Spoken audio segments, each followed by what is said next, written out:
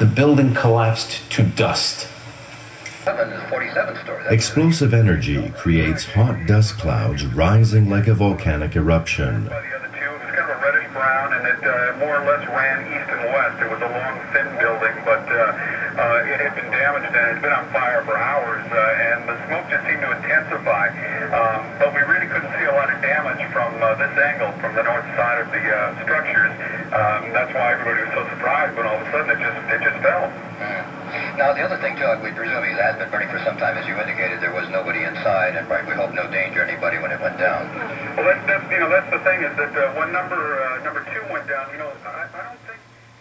The U.S. Geological Survey website provides us with a definition of a pyroclastic flow as a ground-hugging avalanche of hot gas and debris. Huge buildings that have been here so long would actually just fall, and that's what happened. They just crumbled. The rising gas chimney is clearly visible in this photo of the North Tower implosion with pyroclastic flows between buildings.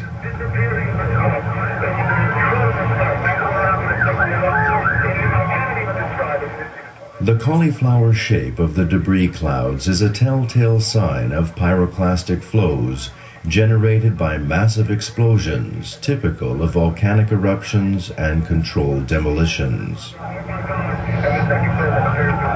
Yes, you're absolutely right, Ben. That is the second building that has gone down. It came out like a plume of smoke, like a banana unpeeling, plumes of smoke coming out, and then absolutely nothing. And now where there were two huge buildings, two huge towers, there is now nothing. A pyroclastic surge can even flow over water as hot gases carry dust created by explosive energy. Here, the South Tower implosion creates a pyroclastic surge moving out over the Hudson River. The World Trade Center has just crumbled, collapsed in a pile of dust. This approximately less than an hour after it was hit by an aircraft. The second building completely down.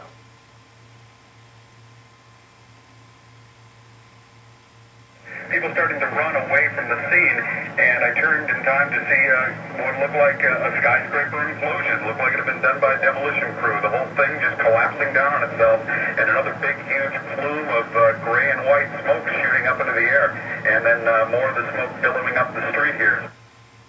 Once again, our definition of a pyroclastic flow. Hot gases carrying dust and debris flow along the ground with a fluid motion. It requires explosive energy to generate the necessary heat, dust, and debris. Turbulence and fluidization of debris are characteristic. If there is an elephant in the room, you don't need a magnifying glass to find it. As any seasoned September 11th truth-aware individual will tell you, there is a conspiracy and a cover-up surrounding the events of September 11th, and you don't need to be a Sherlock Holmes to see it.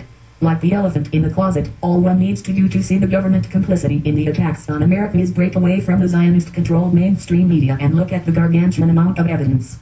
Evidence so abundant that most September 11th truth websites have had to specialize on just a few exhibits of that evidence.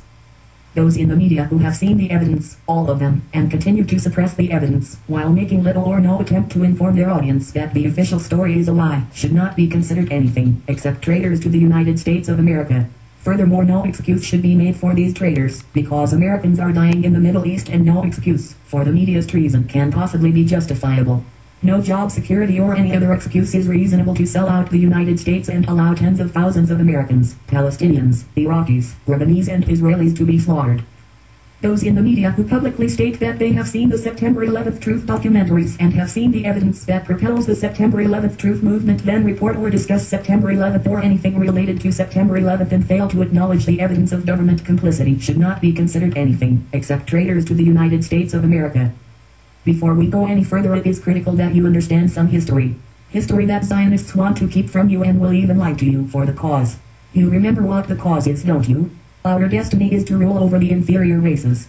Our earthly kingdom will be ruled by our leader with a rod of iron. The masses will lick our feet and serve us as our slaves. Israeli Prime Minister Menachem Begin. Ariel Sharon, his fanatical Zionist supporters in Israel refer to him as Eric King, but the Arabs know him as a lifelong butcher, terrorist, and war criminal. There was a time when Sharon was disgraced and his political career seemed to be over. The isolation of Ariel Sharon was the result of a 1982 Palestinian massacre which Sharon engineered when he was Israel's defense minister. It was the Israelis themselves who forced Sharon to resign. Sharon's troops blocked the exits from the Sabra and Shatila refugee camps, while a Lebanese militia, allied with the Israeli military, went into the camps and slaughtered more than 1,500 unarmed Palestinian civilians, while raping many women. Though these Lebanese militias were the ones who did the actual killing, it was Ariel Sharon who controlled the militias, and it was Sharon's soldiers who stood by and blocked the camp exits, deliberately allowing the slaughter to take place. A survivor of the attack who had been raped and shot went to Belgium and initiated a war crimes case against Sharon. Several Lebanese militia leaders were summoned to testify against Sharon. Shortly before their testimony, 3 of them were suddenly killed by unknown gunmen and car bombs. Mossad anyone.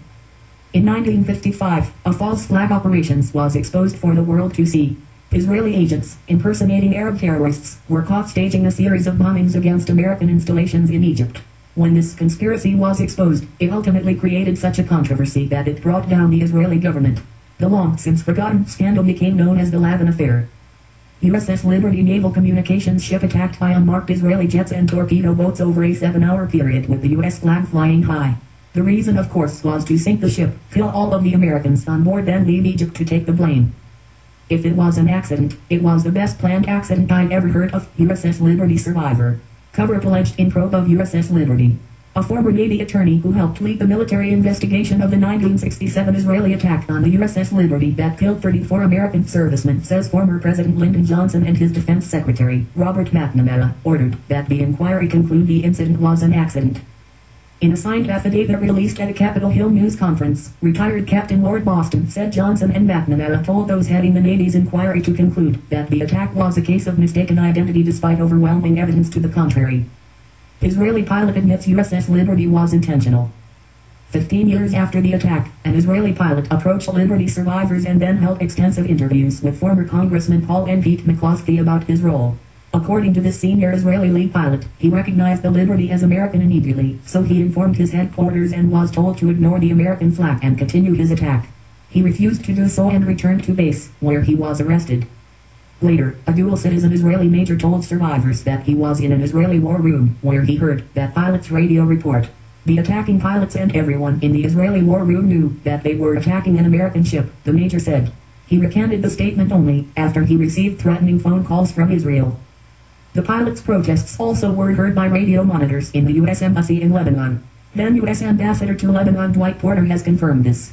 Porter told his story to syndicated columnists Roland Evans and Robert Novick and offered to submit to further questioning by authorities. Unfortunately, no one in the U.S. government has any interest in hearing these first-person accounts of Israeli treachery. Israel attacked the USS Liberty using unmarked aircraft. This is the single fact which proves Israel knew exactly who they were attacking. Israel's story is that they thought the USS Liberty was an Egyptian ship and therefore a legitimate target of war. Were that true, there would be no reason to attack a supposedly Egyptian ship with unmarked aircraft. The only possible reason to use unmarked aircraft to attack the ship is that Israel knew it was an American ship and intended to sink it, then to blame the attack on Egypt. Mueller, who, as top legal counsel to the official investigation, is in a position to know, agrees that Israel intended to sink the USS Liberty and blame Egypt for it, thus dragging the United States into a war on Israel's behalf. This seems to be a common trick of Israel. Starting with the Laden affair, through the USS Liberty, to the fake radio transmitter that tricked Reagan into attacking Libya, to potentially September 11th itself, Israel's game is to frame Arabs and set them up as targets for the United States. The official U.S. investigation is discredited, and with it, every claim of innocence for Israel that relied on the official investigation as a source. The real question facing the American people is why the U.S. government seems more concerned with protecting Israel after they are caught playing these dirty tricks, rather than doing something to convince Israel not to kill any more Americans. More